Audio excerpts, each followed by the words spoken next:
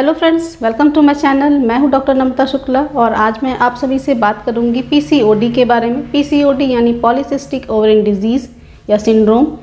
दोस्तों, पीसीओडी का जो प्रेवलेंस है पहले के टाइम पे काफ़ी कम होता था। पहले के समय में ये जो 30-35 वर्ष की जो महिलाएं होती थी उनमें ज़्यादा देखने को मिलता था, लेकिन आजकल जो हमारा लाइफस्टाइल चेंज होता जा रहा है, हम सिविलाइज्ड होते जा रहे हैं, मॉडर्न होते जा रहे हैं, सीडेंटरी लाइफस्टाइल की वजह से जो पीसीओडी का जो प्रेवलेंस है वो बहुत ही यंग एज की जो गर्ल्स होती हैं, जो 13-14 साल की जो लड़कियां होती हैं, उनमें बहुत ज़्यादा देखने को मिल रहा है। ना ही इंडिया में बल्कि ऑस्ट्रेलिया, यूएसए, यूरोप में भी इसके केसेस बहुत ज़्यादा मिल रहे हैं और ख़ास तौर से जो टीन एज की जो गर्ल्स हैं उनमें बहुत ज़्यादा इसका प्रेवलेंस देखने को मिल रहा है।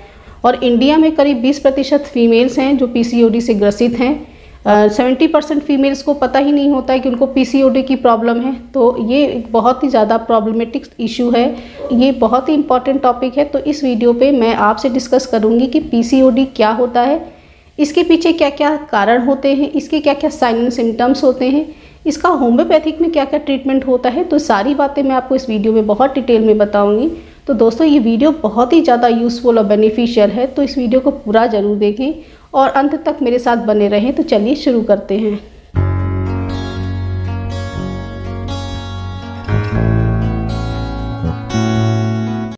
दोस्तों, अगर आप पहली बार मेरा वीडियो देख रहे हैं, मेरे चैनल को अभी तक सब्सक्राइब नहीं किया है, तो मेरे चैनल को सब्सक्राइब करके बेल आइकन प्रेस कर दें, जिससे कि वीडियो की नोटिफिकेशन आपको समय से मिलती रहे। तो ज़्यादा देर ना कर चलिए शुरू करते हैं। तो सबसे पहले ये बात कर लेते हैं कि पीसीओडी क्या होता है। पीसीओडी यानी कि पॉलीसिस्टिक ओवरियन डिजीज़ या पॉलीसिस्टिक ओवरियन सिंड्रोम। दोस्तों, इसको सिंड्रोम हम क्यों कहते हैं? क्योंकि जब इसमें group of associated symptoms add हो जाते हैं तो उसी वजह से इसको हम सिंड्रोम भी बोलते हैं। तो जो पीसीओडी क्या होता है, पीसीओडी मतलब पॉलीसिस्टिक ओवरियन डिजीज़। पॉली मतलब मल्टीपल, बहुत सारी, सिस्ट मतलब गांठें, और ओवरी मतलब अंडादानी। तो जब हमारी ओवरी में बहुत सारी मल्टीपल छोटी सिस्ट बन जाती हैं तो इसी को ही हम पीसीओडी बोलते हैं। तो ये पीसीओडी हो क्यों जाता है? Due to hormonal imbalance. हमारी बॉडी में एफएसएच और एलएच नाम के दो फीमेल हार्मोन्स होते हैं, ल्यूटेनाइजिंग हार्मोन और फॉलिकुलर स्टिमुलेटिंग हार्मोन। ये दो फीमेल्स हार्मोन्स होते हैं जो हमारे मेंस्ट्रुअल साइकिल को रेगुलेट करते हैं। तो हर मंथ एक एग का फॉर्मेशन होता है, इसका मैच्योरेशन होता है और ये जो ओवरी से जो एग होता है वो यूट्रस में रिलीज होता है फर्टिलाइजेशन के लिए। तो इस पूरे प्रोसेस को हम ओव्यूलेशन बोलते हैं। लेकिन जब पीसीओडी हो जाता है तो पीसीओडी में हार्मोन्स गड़बड़ हो जाते हैं, उसकी वजह से जो एग तो बनते हैं, अंडे तो बनते हैं, लेकिन उसका जो मैच्योरेशन है, ओव्यूलेशन है, वो नहीं हो पाता। उसकी वजह से हमको पीरियड ही नहीं होते हैं और ये जो प्रोसेस होता है month by month, cycle by cycle repeat होता रहता है, जिसकी वजह से हमारी जो ओवरीज होती हैं उसमें बहुत सारी छोटी सिस्ट बन जाती हैं। तो इसी कंडीशन को ही हम पीसीओडी बोलते हैं। तो अगर कारणों की अगर हम बात करें तो पीसीओडी के पीछे अभी तक जो कारण है वो एग्जैक्ट क्लियर नहीं है, causes are still unknown, but कुछ जेनेटिक कॉजेज़ होते हैं, कुछ एनवायरमेंटल फैक्टर्स होते हैं जिसकी वजह से पीसीओडी हो जाता है। जैसे कि अगर हमारी लाइफस्टाइल सही नहीं है, हमारा रूटीन सही नहीं है, सीडेंटरी लाइफस्टाइल है, बहुत लंबे समय तक हम बैठने का काम करते हैं, हम बिल्कुल भी एक्टिव नहीं है, एक्सरसाइज नहीं करते, एक ही जगह पर बैठे रहते हैं, बाहर का पैक्ड फूड, प्रोसेस फूड बहुत ज़्यादा खाते हैं, तो उस कंडीशन में है वेट बढ़ता जाता है। ये सारे जो फैक्टर्स हैं वो पीसीओडी को बहुत ही ज़्यादा बढ़ाते हैं। जो दूसरा कारण होता है वो जेनेटिक होता है। अगर मदर में, ग्रैंड पेरेंट्स में, दादी नानी को अगर पीसीओडी की समस्या है तो आप भी प्रोन हो सकते हैं पीसीओडी के लिए।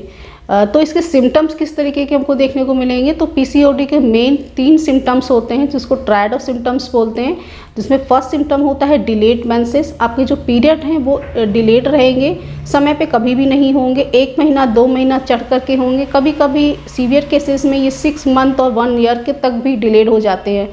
और अगर पीरियड होते भी हैं तो वो बहुत कम अमाउंट में होते हैं, स्कैंटी होते हैं और बहुत कम टाइम के लिए होते हैं। जो उनका ड्यूरेशन होता है वो बहुत ही कम होता है। लेकिन कुछ केसेस में देखा गया है हाइपरमेनोरिया की भी कंडीशन देखने को मिली है कि किस लोगों को, कुछ फीमेल्स को पीरियड्स बहुत ज़्यादा होते हैं, अगर होते हैं तो बंद ही नहीं होते हैं, तो एक ये भी कंडीशन होती है। दूसरा जो सिम्टम होता है वो होता है वेट गेन। आपका वेट बहुत ज़्यादा बढ़ रहा होगा और सेंट्रल ओबेसिटी देखने को मिलेगी, क्योंकि हार्मोन्स हमारी बॉडी के गड़बड़ रहते हैं। मेटाबॉलिक डिसऑर्डर की वजह से वेट बहुत तेज़ी से बढ़ेगा आपका, और ये जो वेट होता है किसी भी कंडीशन में बहुत जल्दी कम नहीं होता है, बहुत ही टास्की होता है इसको कम करना। जो थर्ड सिम्टम होता है वो होता है excessive hair growth. Unwanted hair growth देखने को मिलेगी। जैसे मेल हेयर पैटर्न होता है उस तरीके का पैटर्न फीमेल्स में देखने को मिलेगा। जो फेशियल हेयर्स होते हैं अपर लिप्स के अराउंड, चिन पे, साइड लॉक्स में, चेस्ट पे, बैक पे, थाइस पे, इन सब जगह पे अनवांटेड हेयर पैटर्न देखने को मिलेगा। और ये ऐसा क्यों होता है? क्योंकि जो फीमेल्स जो पीसीओडी जो फीमेल्स होती हैं उनमें एंड्रोजन हार्मोन जो मेल हार्मोन होता है उसका अमाउंट बहुत ज़्यादा बढ़ जाता है, जिसकी वजह से male secondary sexual character develop होना शुरू हो जाते हैं। कुछ केसेस में देखने को मिला है कि एंड्रोजेनिक एलोपेशिया भी देखने को मिला है। जो मेल्स में जो गंजापन और बाल्डनेस होता है उस तरीके का गंजापन फीमेल्स में भी देखने को मिलता है। हार्मोन्स डिसबैलेंस होने की वजह से कभी कभी एक्ने भी देखने को मिल सकता है, हाइपर पिगमेंटेशन भी देखने को मिल सकता है। तो अगर आपका वेट बहुत ज़्यादा है, आपके पीरियड डिलेड हैं और आपके फेशियल हेयर्स हैं, अनवांटेड हेयर ग्रोथ है आपकी बॉडी में, आपके फेस पे दाने हैं, तो इट मीन्स आपको पीसीओडी की समस्या हो सकती है। तो आप इस तरीके के सिम्टम्स मिलने पर अपने पास के गायनेकोलॉजिस्ट से ज़रूर कंसल्ट करें। पीसीओडी के बहुत सारे कॉम्प्लिकेशन भी होते हैं, जैसे कि बॉडी इंसुलिन सेंसिटिव हो जाती है तो डायबिटीज़ होने का खतरा बहुत ज़्यादा रहता है। थायराइड होने का भी चांसेस बहुत ज़्यादा होते हैं। इनफर्टिलिटी भी डेवलप हो जाती है कि आपको कंसीव करने में काफ़ी ज़्यादा परेशानी होगी। तो नॉर्मली देखा गया है कि 70% जो फीमेल्स होती हैं उनको पता ही नहीं रहता है कि उनको पीसीओडी की समस्या है, लेकिन जब वो प्रेगनेंसी प्लान करते हैं, 10-12 महीने बीत जाते हैं, तब वो जाकर के अपने डॉक्टर के पास से कंसल्ट करते हैं, तब अल्ट्रासाउंड या इन्वेस्टिगेशन से रूल आउट होता है कि उनको पीसीओडी की समस्या है। तो पीसीओडी जो है बहुत ही प्रॉब्लमेटिक इशू है, तो इसको बहुत ही जल्दी रिजॉल्व कर देना चाहिए अपनी डाइट हैबिट से, अपने रूटीन से और अपनी लाइफस्टाइल में चेंजेस ला करके और मेडिसिन के थ्रू। बहुत सारे इन्वेस्टिगेशन होते हैं, बहुत सारे टेस्ट होते हैं जिससे ये कंफर्म हो जाता है कि आपको पीसीओडी की प्रॉब्लम है। हार्मोन टेस्ट, हार्मोन की एनालिसिस हम करते हैं, इसमें एफएसएच और एलएच का रेशियो देखते हैं। इसके अलावा अल्ट्रासाउंड भी होता है। अगर आप अनमैरिड हैं, टीनेजर्स हैं, तो आपको अल्ट्रासाउंड रिकमेंडेड होता है, लेकिन अगर आप मैरिड हैं तो उस कंडीशन में ट्रांसवेजाइनल सोनोग्राफी रिकमेंडेड होती है। तो ये बहुत सेंसिटिव टेस्ट होते हैं जिससे बिल्कुल कंफर्म हो जाता है पीसीओडी की आपको समस्या हो रही है।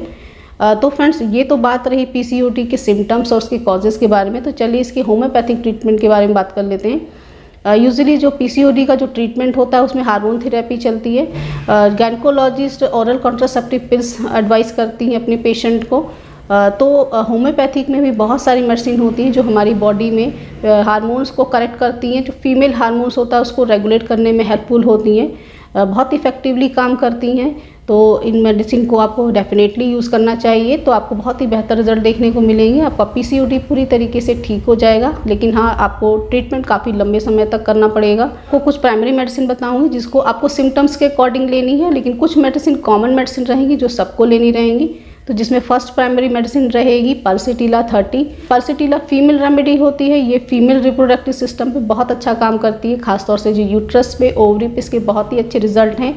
और इस एमेनोरिया की जो कंडीशन होती है, स्कैंटी मेंसेस की कंडीशन है, मतलब कि अगर आपको पीरियड बहुत डिलेड हैं, चढ़ करके होते हैं, समय पे नहीं होते हैं, और आपको पीरियड अगर होते हैं तो बहुत कम होते हैं, उसका जो ड्यूरेशन होता है वो बहुत कम होता है, तो उस कंडीशन में आप पल्सीटिला 30 की 2-2 बूंद सुबह दोपहर शाम 3 से 4 महीने तक आप लीजिए, आपको डेफिनेटली बहुत आराम मिलेगा। सेकंड मेडिसिन रहेगी कैलकेरिया कार्ब 30। अगर आपको बहुत ही ज़्यादा प्रोफ्यूज ब्लीडिंग होती हो, बहुत प्रोलॉन्ग ब्लीडिंग होती हो, कि आपको मेंसेस बहुत ज़्यादा होते हैं, बहुत लंबे समय तक होते हैं, पीरियड्स जल्दी बंद ना होते हो, तो उस कंडीशन में, और इसके साथ ही साथ आपका वेट बहुत ज़्यादा हो, आपको स्वेटिंग बहुत होती हो, तो उस कंडीशन में आप कैलकेरिया कार्ब 30 की 2-2 बूंद सुबह दोपहर शाम 3 से 4 महीने तक आपको लेना है। थर्ड मेडिसिन रहेगी सीपिया 30। सीपिया भी फीमेल रेमेडी होती है, बहुत स्पेसिफिक मेडिसिन होती है फीमेल्स की।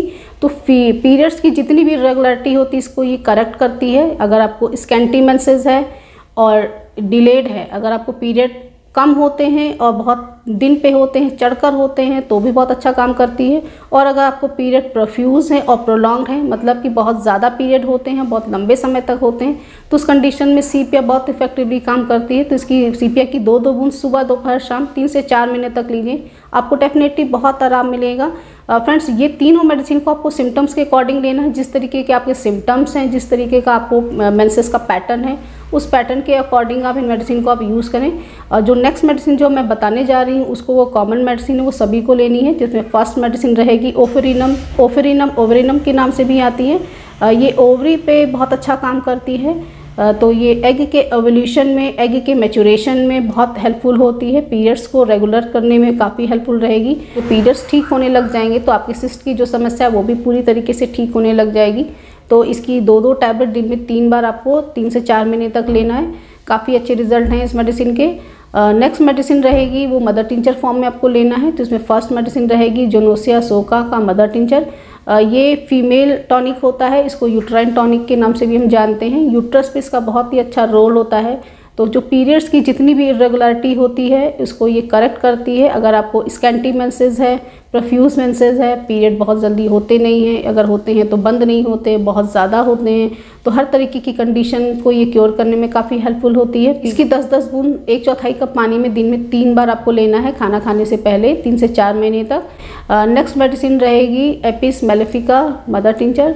एपिस मेलिफिका ओवरिन सिस्ट की स्पेसिफिक मेडिसिन होती है। ये सिस्ट को ठीक करेगी। सिस्ट से रिलेटेड जो भी एसोसिएटेड सिम्टम्स हैं, जैसे आपको एक्ने की प्रॉब्लम है, फेशियल हेयर है, आपका वेट बहुत ज़्यादा है, तो उन सारी कंडीशन को भी ये ठीक करेगी। बहुत इफेक्टिवली काम करती है पीसीओडी में। काफ़ी सारे केसेस इस मेडिसिन से पूरी तरीके से ठीक किए गए हैं। इसकी 10-10 बूंद 1/4 कप पानी में दिन में 3 बार आपको लेना है खाना खाने से पहले 3 से 4 महीने तक।